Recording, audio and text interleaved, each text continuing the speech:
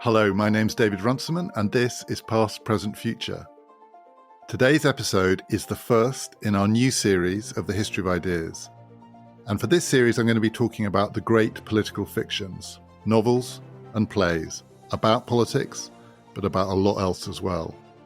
I'm starting with Shakespeare and Coriolanus.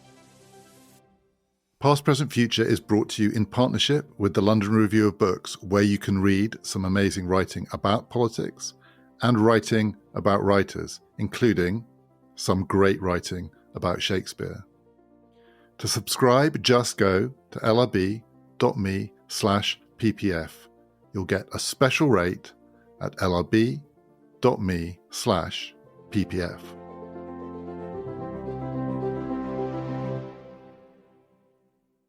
On the previous series of History of Ideas, when I was talking about works of political philosophy, or the most recent one, Great Political Essays, I was basically talking about arguments and trying to make sense of arguments. And the way I tried to do that was to find the story in the argument or behind the argument. With the essays, it was to turn them into a sort of journey or adventure so that you could see the twists and turns along the way. You could see the author trying to work out what happens next. But I can't do that with this series because these literally are stories. I'm going to be talking about great novels, great plays, fictions, made-up stories. And there is always a temptation, I think, with works of political fiction, novels about politics, plays about politics, to try to find the argument behind the story, to assume that the author must be trying to make a point, trying to smuggle in a manifesto commitment, trying to take a side, and that in these novels, if you look hard enough, you can find out what the author really thinks, the argument behind the story. And I'm going to try and resist that temptation because I think usually it's wrong. These aren't arguments, they are stories. And to paraphrase Susan Sontag, there is a danger of overinterpreting them, of looking too much for the meaning, when really the meaning, the arguments, are there to serve the form. Yes, all of the things I'm going to be talking about will have political arguments in them, but they're likely to be being said by fictional characters in particular situations. And the arguments are there to make sense of the situation. The situation is not there to provide a vehicle for the argument. That's at least what I'm going to try to do, though I have a feeling probably along the way I will find myself thinking that there is an argument at work. But let's see how we get on. And I'm really determined not to do it today because the temptation is perhaps most strong with Shakespeare for obvious reasons, to try and work out what Shakespeare think about this. Whose side was he on? What were his political commitments? And the reason it's so tempting is because Shakespeare is so famous. He is so ubiquitous. He's everywhere. He's everywhere, not just in British culture or even Western culture, in global culture. He's embedded in the English language. But also he's so mysterious.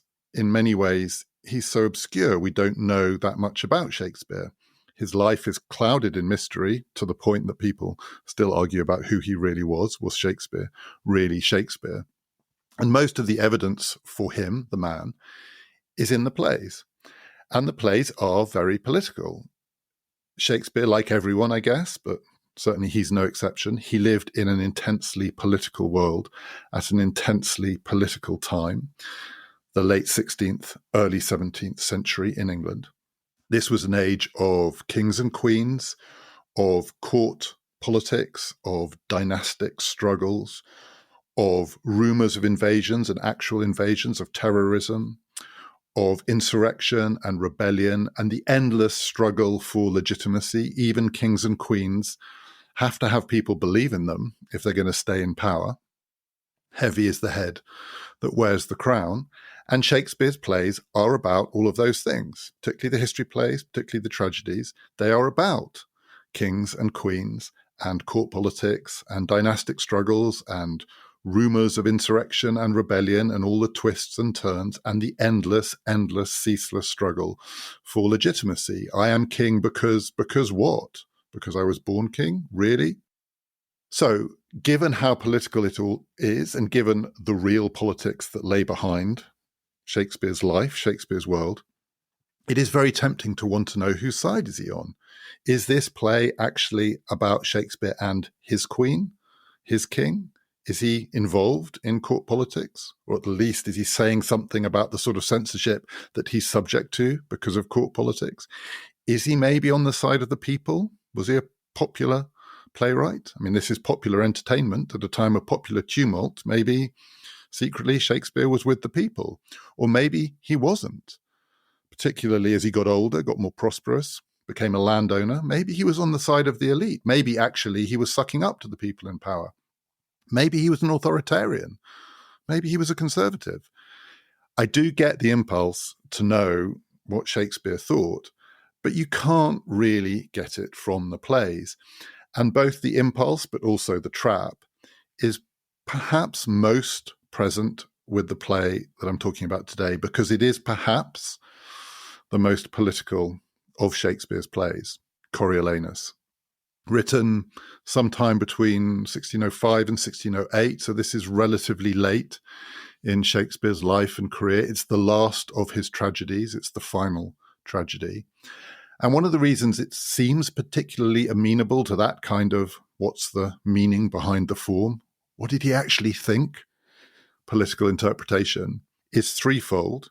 First of all, it's not actually about kings and queens and court politics and dynastic struggles, because this one, unlike all the plays about the kings and the queens and about the emperors and the empresses, the Henrys, the Julius Caesars, the would-be emperors, Antony and Cleopatra, this one is set in the early years of the Roman Republic. So it's a republic, not a monarchy. There is no king. They got rid of their kings. There is no king. There is not yet and won't be for a long, long time an emperor. This is a city-state, a republic. So the struggle that's going on here is neither court nor dynastic. It's more raw than that. In some ways, it's more timeless than that. It is the struggle between the elite, the patricians, in this case, the Roman Senate, the landed elite, and also the military elite, and the people, the masses, the plebs, as they were called, the plebeians. That conflict is central to Coriolanus. And so because it feels quite binary, and it isn't clouded by the question of kings and queens and the complexity of court politics and intrigue, maybe this is the play where Shakespeare, not least because he might be freer here. No one's going to read this play and think, is he talking about our king? Or was he talking about our queen? Because there aren't any. Maybe Shakespeare was freer in this play to say whose side he was on. Maybe. And secondly, this is the play that probably of all of them is most subject to endless repeated political interpretations in the way it's produced, because it looks like a play about military power, about elite rule, and about the endless struggle between the few and the many, those at the top of the state and the mass, the menial part of the state, for power. That timeless quality means it's endlessly adaptable to different situations. The question of military rule, of elite rule, of popular resistance is ever present, and perhaps increasingly acutely present in modern politics, in 20th century politics. So Coriolanus is the play, more than any of the others, that gets staged in ways that reflect the political circumstances of the time and the place in which it's happening. In Nazi Germany, Coriolanus was very popular because it was the play that could be the vehicle for some kind of statement about the necessity of military rule, of strong leadership. After the war, the Americans in occupied Germany banned it on the grounds it was too dangerous. This was a dangerous play. The implication being this play maybe was on the side of, even seeking to legitimate, a form of elite military rule. At the same time, because the play is also about popular resistance to that rule.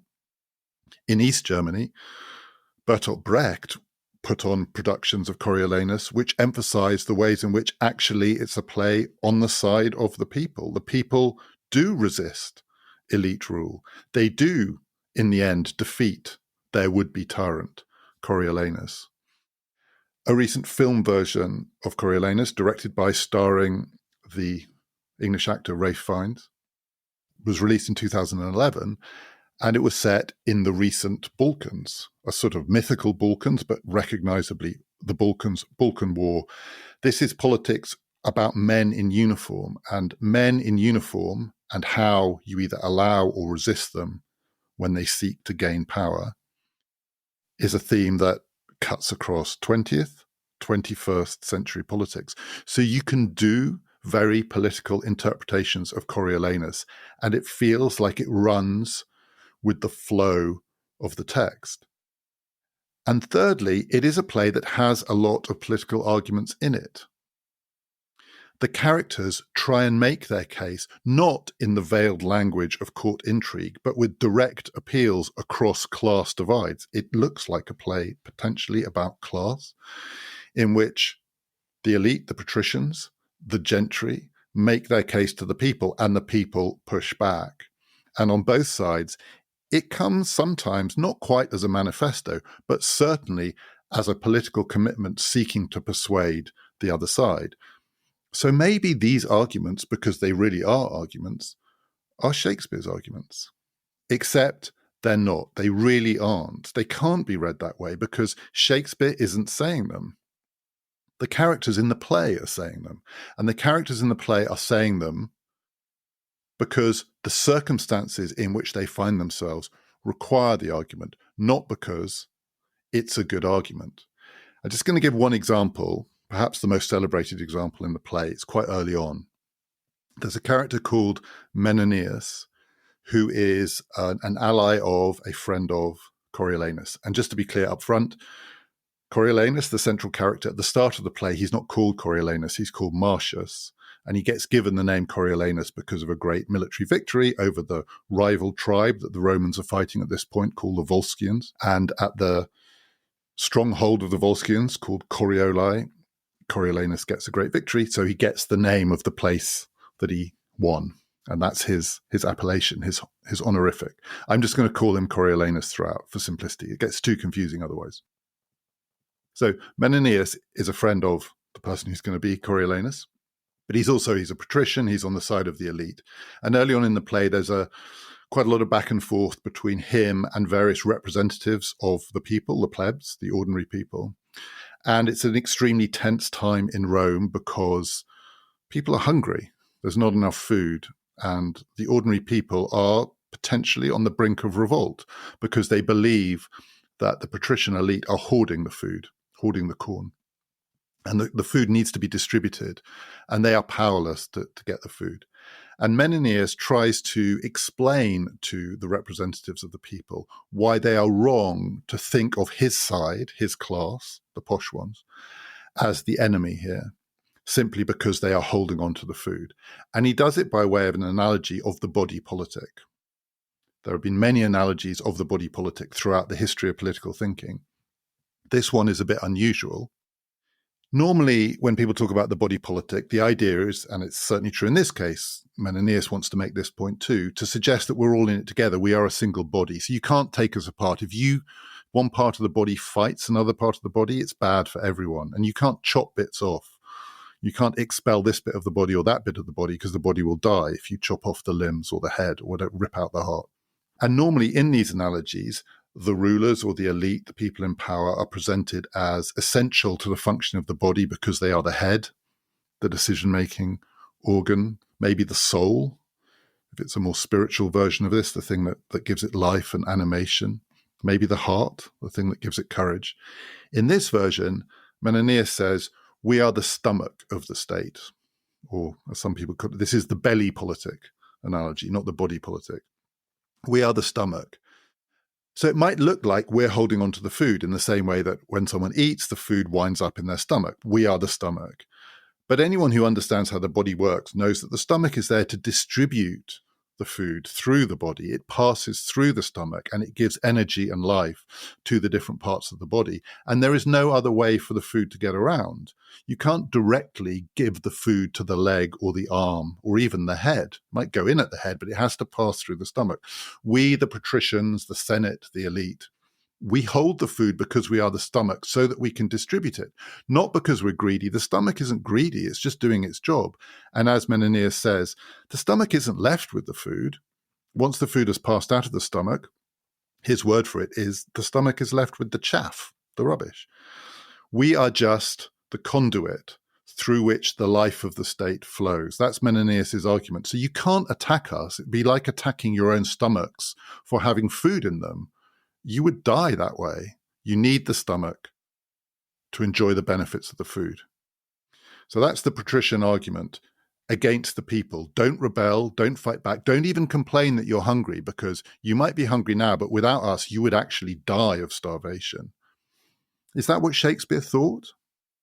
It seems very unlikely it's what Shakespeare thought, because if you read the play, if you watch the play, it becomes pretty clear that Shakespeare has put this argument in the mouth of Menenius, designed to be a bad argument. This is not meant to be persuasive. It's an idiotic argument. It doesn't work. This analogy doesn't work. The people are starving, and Menenius says to them, don't worry about the fact that you're starving. Don't attack us. Yes, we're holding on to the food, but only to pass it on to you, because it's going to be digested by us, and somehow then it will end up with you. The people want actual food. It can't be digested by anyone else. And as the argument progresses, it becomes more and more absurd. And there are two signals of that. One is because the representatives of the people are completely unpersuaded by it. They call it out for the rubbish it is. Menenius doesn't make a more persuasive version of the argument. He just starts abusing them. And he says, we're the stomach, you're the big toe of the state. You're nothing. And he also says to them, and this is a deliberately bad pun to let the audience know, you can't take this seriously. He says, I want you to go away and digest my argument. Which isn't just offensive, it's ridiculous. The people want food, and Menenius is saying, well, yes, we have the food, but what I'm going to give you instead of the food is a set of words to persuade you that actually you don't need the food now. And what I'm going to give you is the words to digest in place of the food. Happy with that? No, they want the food. And it doesn't end with either side winning this argument. They just get more and more abusive. It ends when Coriolanus appears on the scene and says to Menenius, oh, for God's sake, shut up. Stop trying to persuade these people of this. It's beneath us trying to engage them in rhetorical justifications for what we do. We are the elite. We do what we do. We protect them. We look after them. We fight for them. And they should just accept it. Once we get into the business of trying to justify ourselves through words, we're playing their game. That's not our game. We don't lower ourselves to justify ourselves to these people.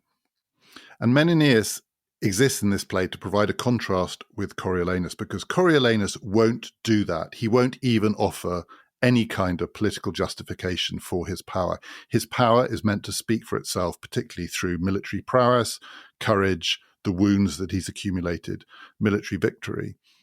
Compared to Coriolanus, Menenius is a politician. He's not a very good politician, but he's trying to make the case. He doesn't just tell the people to get lost. He tries and fails to come up with an argument for them. Yet, compared to the people that we're going to meet, who are the elected representatives of the people, the tribunes, two characters called Sicinius and Brutus, who are cynical and devious and genuinely manipulative and skillful in their way with how they use words. Menenius is not a politician at all. Compared to Coriolanus, he's a politician. Compared to the actual politicians, he's just an amateur fool. He can't do it. He doesn't know how to do it. He doesn't know how to use words. Coriolanus refuses to use words. The tribunes know how to use words, and between them is this character who is neither one thing nor the other. So the temptation here is to think, right, so Menenius is a kind of holding character between the people who are the central struggling agents in this story. Coriolanus, all action, no words. The tribunes, the representatives of the plebs, all words and no action. And Coriolanus, when he deigns to speak to them, one of the charges he throws at them is, you don't do anything, you people. You are just politicians. I fight, you talk. I've got nothing to say to you because you have nothing to back your words up with. So the temptation is to think Menenius is eventually or quite quickly irrelevant to the central struggle. And in the central struggle, you do have to pick a side. in this play, you are being presented with these two alternative versions of what Rome is or what politics is. Elite, military, aristocratic rule, popular, devious, in this case, resistance. But it isn't like that, and it's not as simple as that, partly because a lot of the action in the play takes place between those two poles. It's not a direct confrontation. Rarely does Coriolanus and his plebeian enemies, rarely do they come into conflict directly.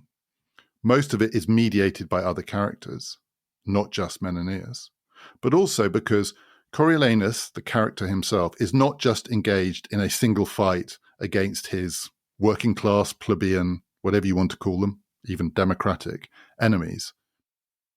He fights two kinds of enemies throughout this play, and the play is about essentially the tragedy of Coriolanus being unable to fight them both at the same time. That is his tragedy, in the sense that he is trapped because he can win one battle, but it requires that he loses the other, or he can win the other battle, but that means he's going to lose the first one. So who are these two enemies? So one lot are just the rival tribes that the Romans fight against. So in this case, it's a tribe called the Volscians, and this is really local politics. This is Rome, not as a world-conquering power, but trying to establish a foothold on the mainland of Italy.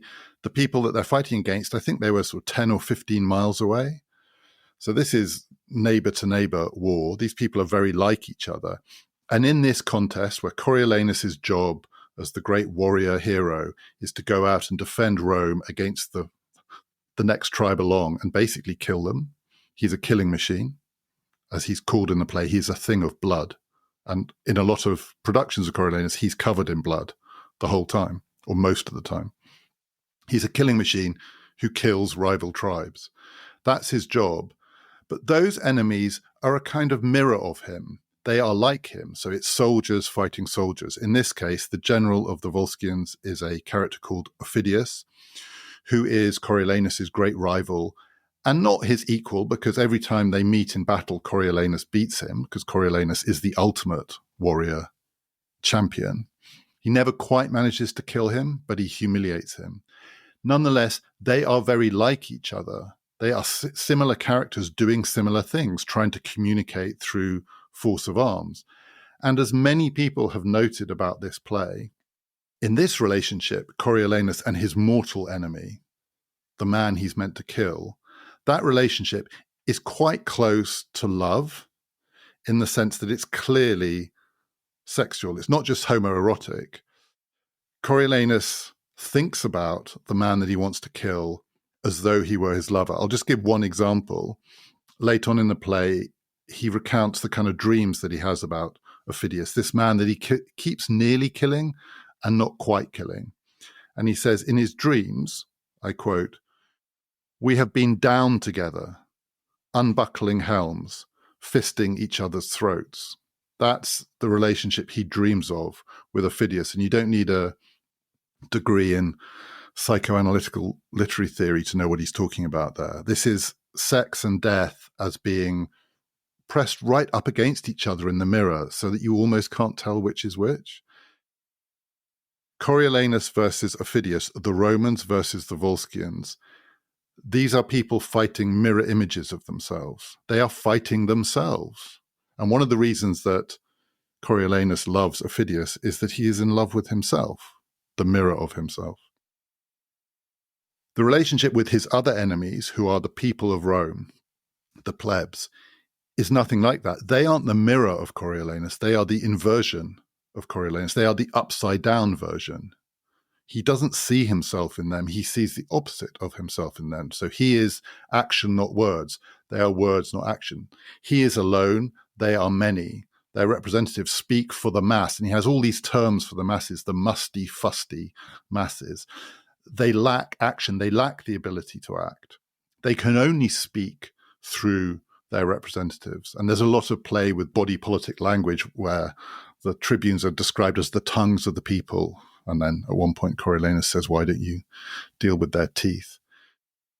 He hates them. He hates Aufidius too, but he loves him as well. He just hates the plebs because they are the opposite of him. His problem is that If he defeats one of these enemies, he falls into the hands of the other. So he goes out and defeats the Volscians, which makes him a hero of Rome, which means he is now a part of Rome. After all, he's been fighting the Volscians, not just for his own sake, but to defend his city. And his city is in part its people. So when he comes back, he has done it for them. However much he might want to think they are nothing to do with him, they have a claim on him because he has defeated their enemy.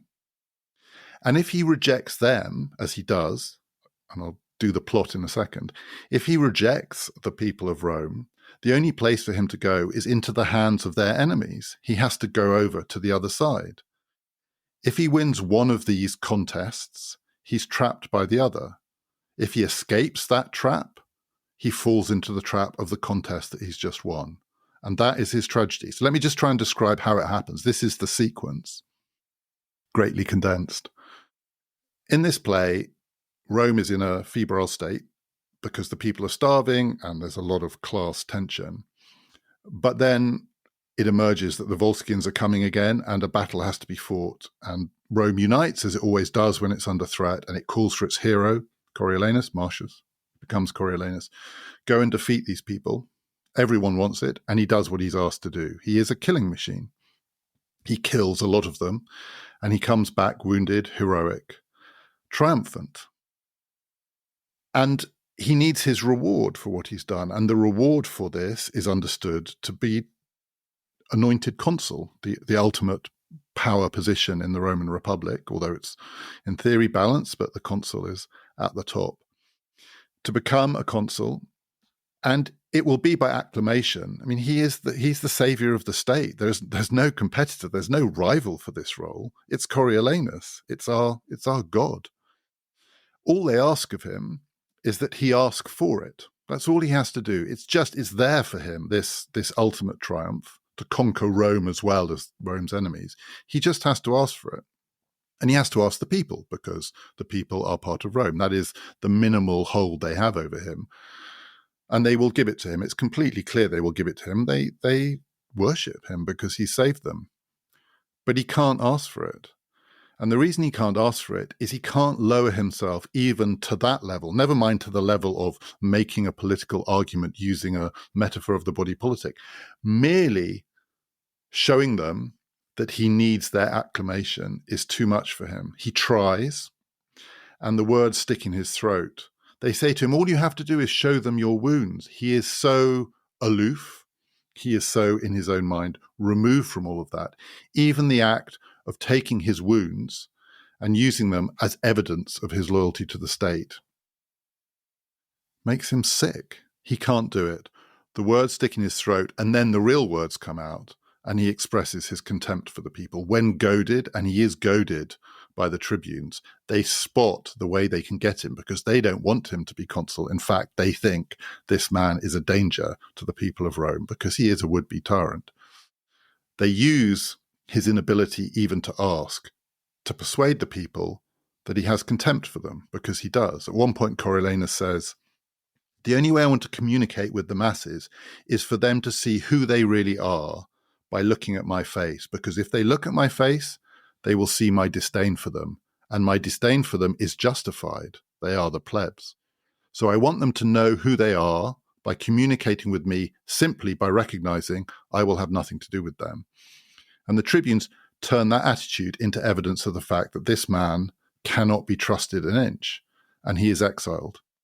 And when he is exiled, and there's nothing he can do about being exiled because he is just one man among all the others, he goes over to the other side. So he goes over to the Volscians and he says, we will get our revenge now. I will lead you against Rome. And because he's the killing machine, and when he picks up his sword, no one can resist, the tables are turned. And now Rome is on the back foot. Indeed, Rome faces the prospect of ruin because Coriolanus comes at the head of a Volscian army. And he is about to sack Rome. He is about to wreak his revenge on the Roman people and particularly on their representatives, the tribunes, who are not going to last long if Coriolanus comes back into the city. But he can't do it. So having moved from one enemy to the other enemy, he's now trapped in a different way because his family, his mother, his wife, his son come to see him at the gates of Rome. and they beg him not to destroy the city, because in destroying the city, he will destroy them. And they are extensions of him. They are in a way part of his body. His son is an extension of his body.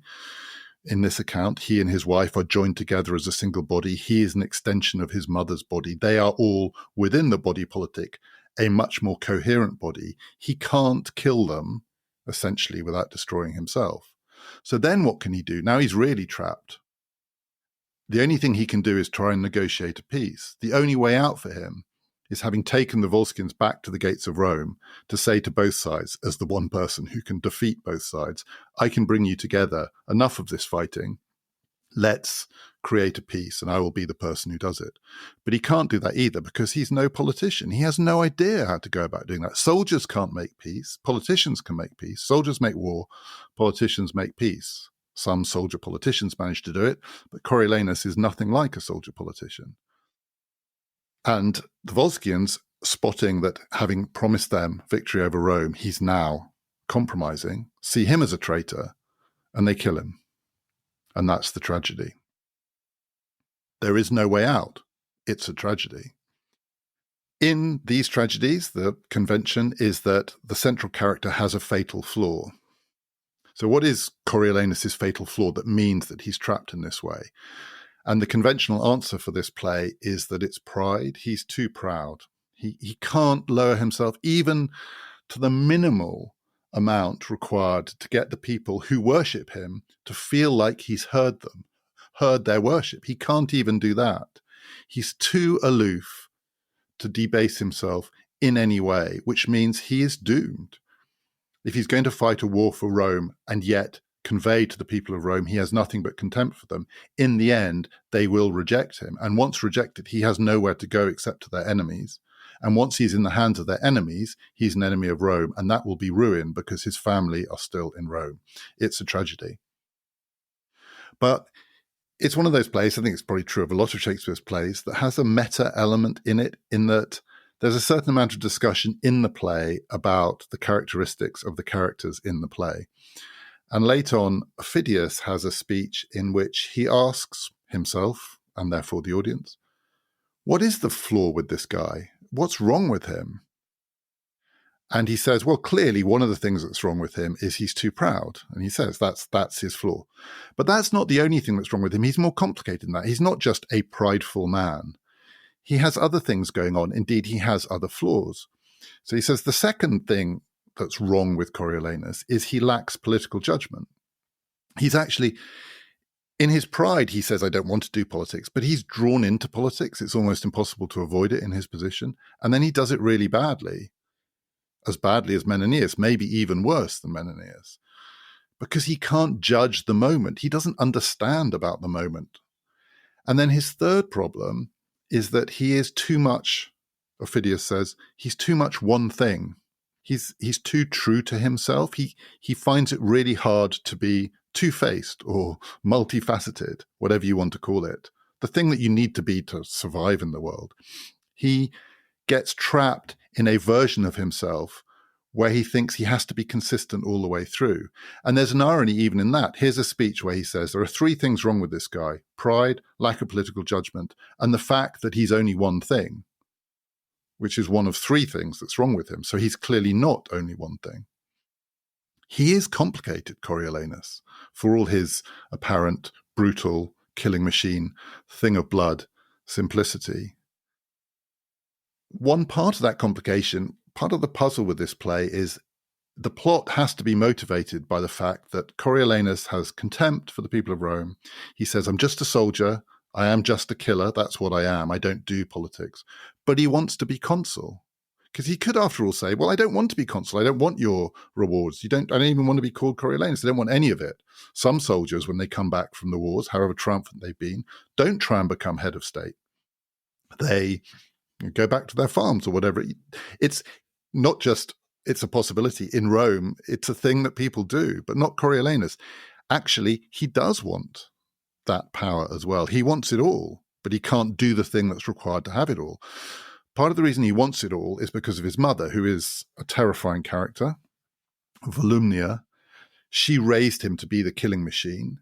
She has indoctrinated him from a young age with the belief that all that matters in life is your reputation for nobility and valor, and that can only really be proved on the battlefield. So soldiering is everything, victory is everything, and she wants him to be wounded. When he comes back and from one of these battles and the report is, your son's been wounded, she goes, thank God. Not thank God he's wounded, not dead, but thank God he's wounded and not wounded. Thank God he's bleeding. I mean, it would be awful if he came back and he wasn't bleeding. And when Coriolanus' wife says to her, but he could have died, like, this is a dangerous business, she goes, that would be fine. I'm completely fine with him dying. She says, if he died, in Shakespeare's language, his report would be my issue, meaning his reputation would then be my son. That's what I'd love. It's fine. I don't mind if it's him or his reputation. The thing I couldn't love is him without his reputation. But she's the one who then drives him on and says, and you must now become consul. It has to be greatness followed by greatness. You must take your reward. And he complains, I can't do it because they're going to make me not beg, but suck up to them a bit. And I can't do it. You've taught me to disdain them. And now you want me to ask them for something. And she goes, come on, it's just a small thing. And it'll be worth it because when you have that power, then you really can disdain them once you're consul. But you've got to do the tiny bit of politics that will get you there. And he can't do it. He just can't do it.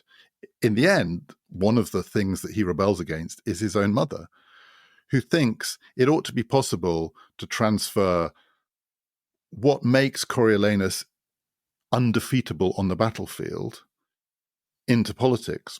But you can't, and he can't, and it's because she's taught him when he's fighting to be heedless of anything but his honor.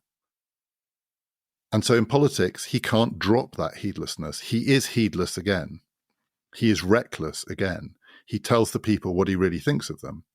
And it leads to the great confrontation, the point in the play where the two sides within Rome do square up.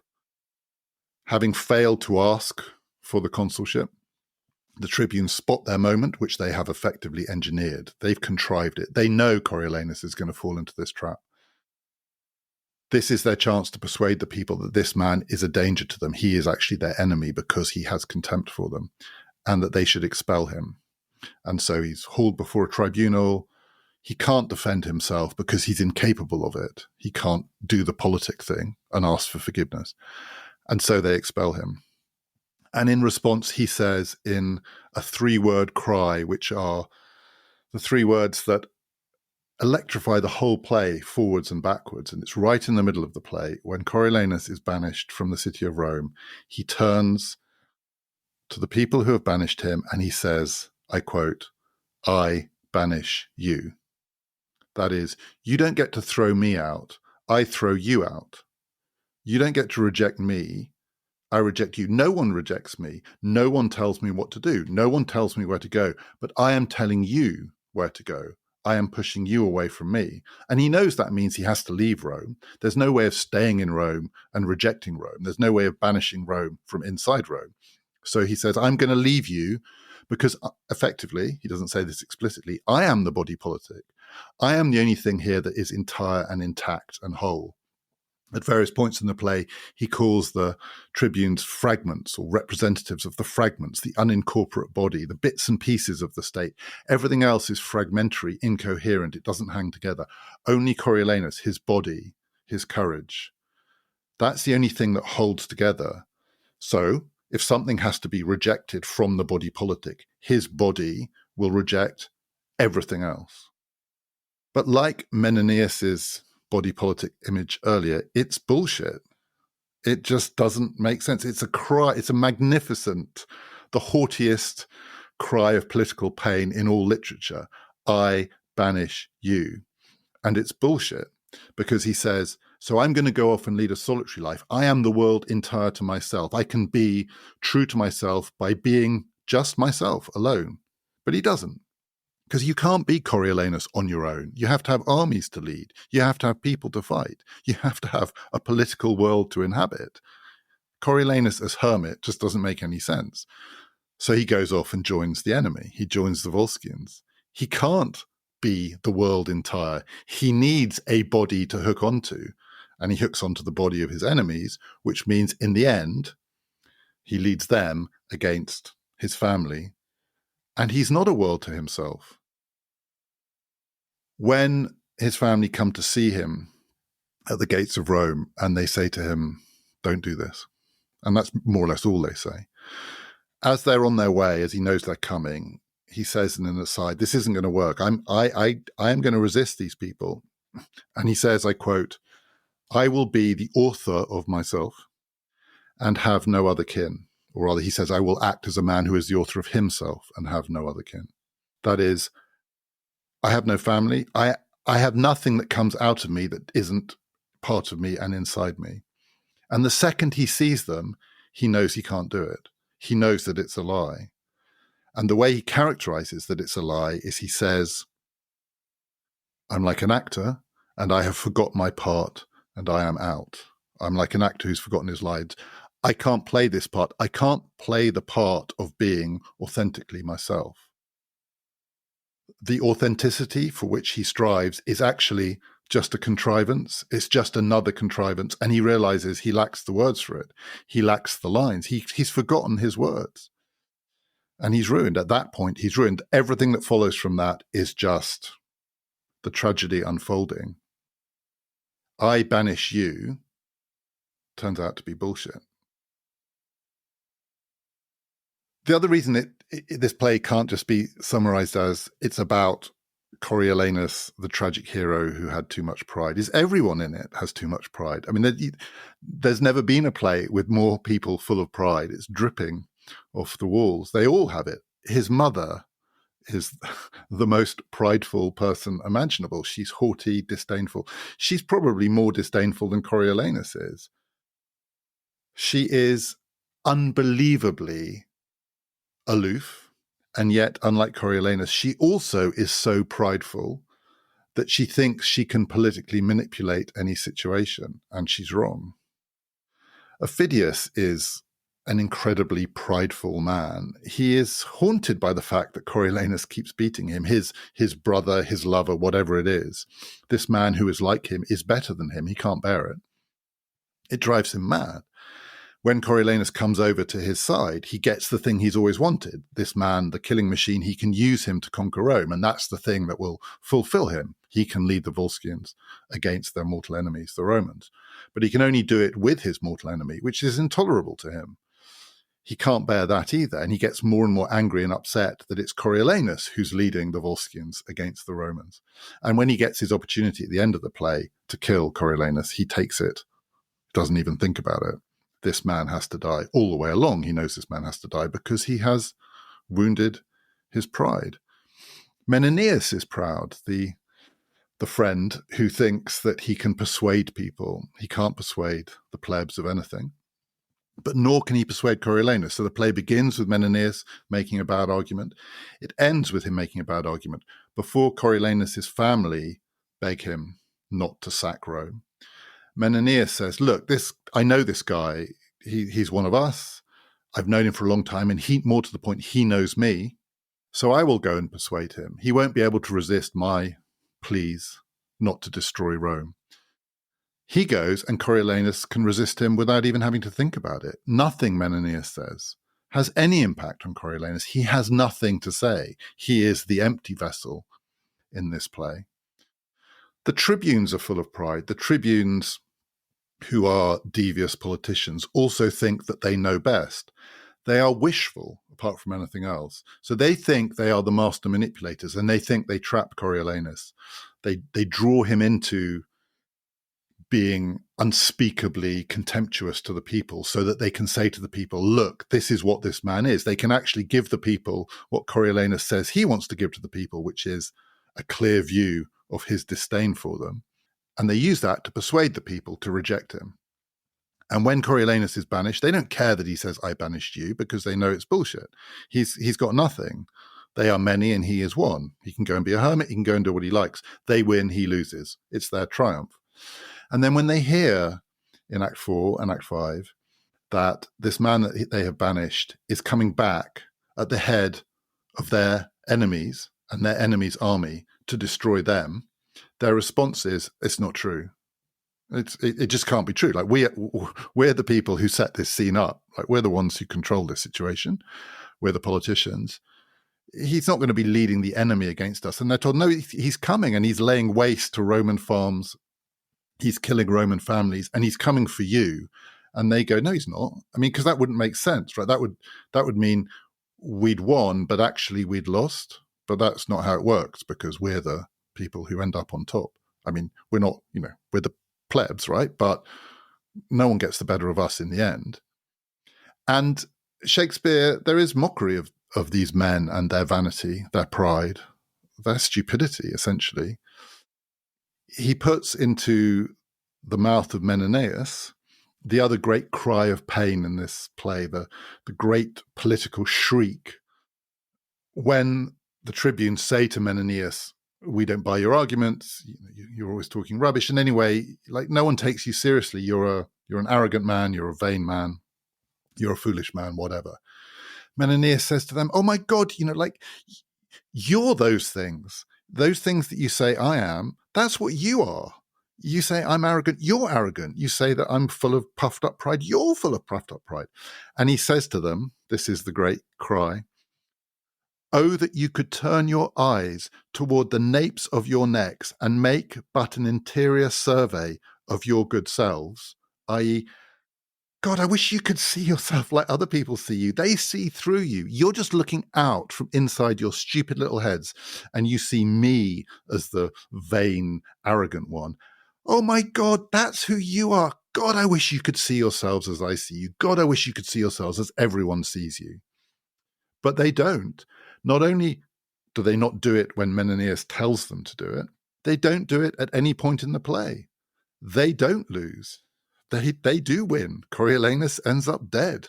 He doesn't come for them. If he'd got into the city, he would have cut their throats. But in the end, the Volscians cut his throat, and the tribunes live to fight another day.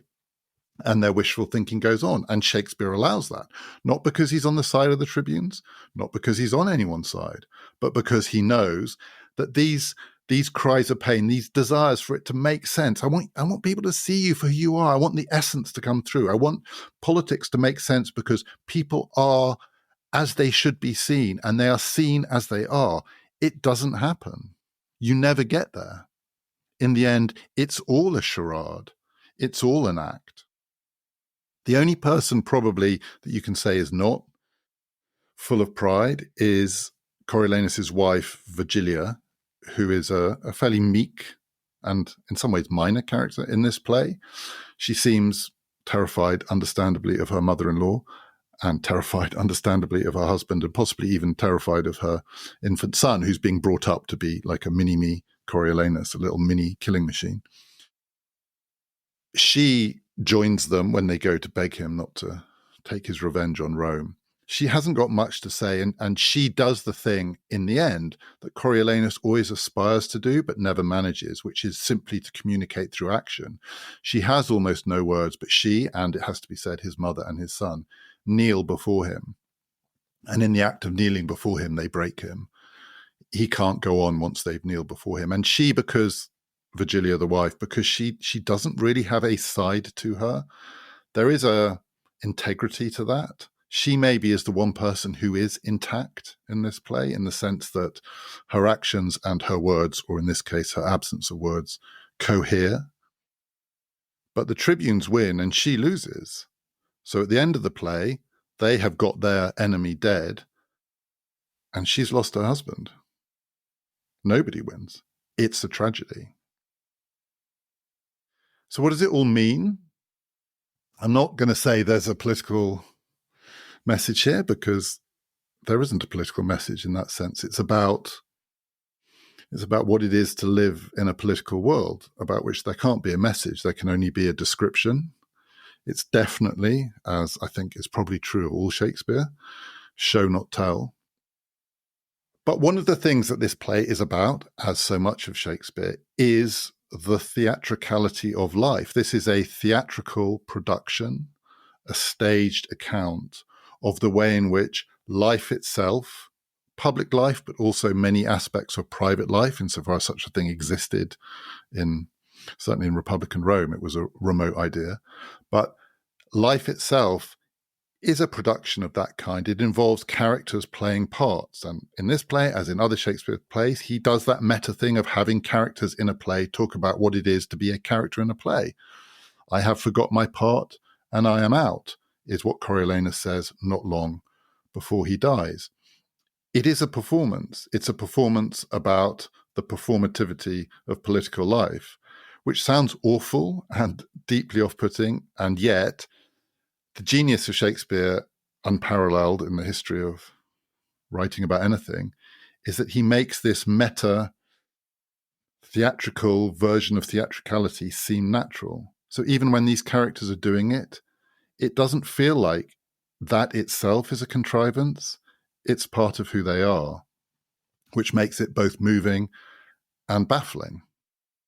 But there probably is, because this is the most political of his plays, a political, I don't know what the word I want here is, lesson, moral, hint of something here, which is that to be a character in life or on the stage is to be a combination of performance and essence. Those two things have to go together to make a character. It can't just be performance, nothing behind it.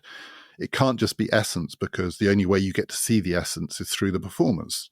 There's no way to access the essence of a person except through how they appear. But there are various ways in which the relationship between performance and essence can come undone. So it comes undone with Coriolanus, the man, because he wants to bring them together. He wants to make the performance reflective of the essence, and it can't be done. If you collapse them into each other, in the end, you end up trapped. You are unable to function in a world that requires some distance between essence and performance. When Ophidius says he can only be one thing, he's kind of saying the only part he can play is the man who's not capable of playing parts, which is why he's doomed. In the case of the tribunes, the gap is too wide. They are playing with words because they think that words can manipulate any situation to produce the outcome they want. And it doesn't really matter who they are. They are, to use a word that Shakespeare would be familiar with, but is completely anachronistic in relation to what was actually going on in Republican Rome. They are the Machiavellian characters. They are the manipulators. But there is a form of manipulation where you lose touch with your essence. And though they survive both as objects of ridicule, certainly for the audience, I think, but also they survive in a way that makes it clear their own survival is not in their hands. So maybe they won this one, but they can't conclude from it that they were the masters of the situation, because they were all performance and no essence.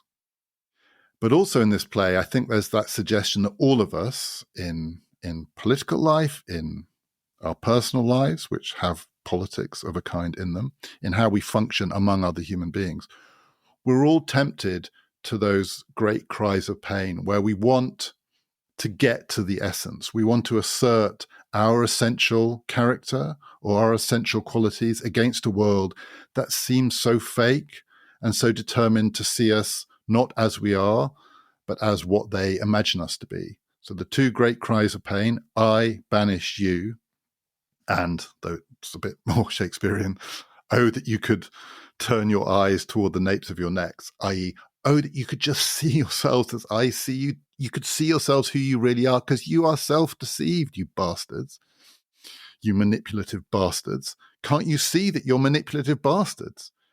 Those two cries of pain are universal. They're everywhere in a political world. They're everywhere in our world. What is Twitter when it's not people sucking up to each other, but people screaming at each other, I banish you. You don't banish me. You don't throw me out of your tribe. I throw you out of my tribe. And if my tribe is a tribe of one, so what? I'm me. You don't get to tell me who I am. And God, I wish you could see yourselves for who you are. I'm going to retweet all these other people who have seen through you, so you get to see who you are. And the response from the people on the other end is, you don't get to tell me who I am. I banish you. Those are the great cries of political pain, because the world of politics is the world in which there is no essence without performance. So you can't be essentially yourself. You just can't. But the desire is always there. And the great temptation that I think this play is not warning against, because it's not a moral play and it doesn't have a moral, but it's a tragedy, so it's meant to improve us in some way.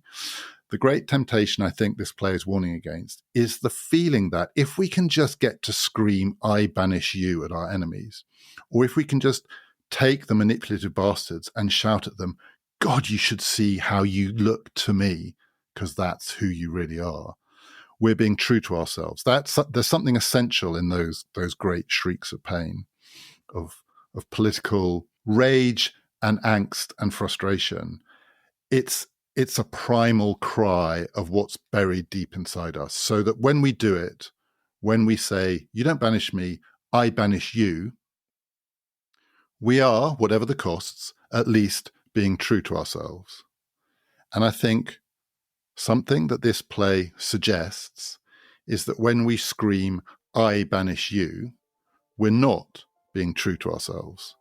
We are collapsing in on ourselves.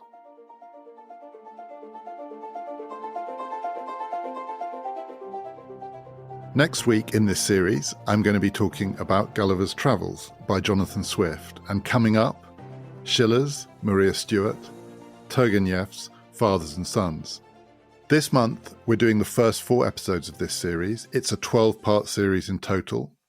The rest of it will be coming out over the summer, because we've got other series coming up too. And in March, twice a week, I'm going to be bringing you, with Gary Gerstle, a history of the ideas behind American presidential elections from 1800 to 2024. The big elections in between, did ideas shape them? Did they change the world of ideas? And what does it mean for American politics today? There's lots of other exciting things coming up on Past, Present, Future. We're going to have series about the history of bad ideas. Leah Ippy and I are going to be talking about the history of freedom. We're going to be launching a newsletter to go with these podcasts, and specifically guides to these series, to things you can read, things you can watch, writing from me and other contributors. We're going to give you a lot more information about all of this and how you can join in. In the meantime, as always, do please follow us on Twitter, even though Twitter is where people banish each other, at PPF Ideas. And please join us, not just next week, but for everything that's coming up.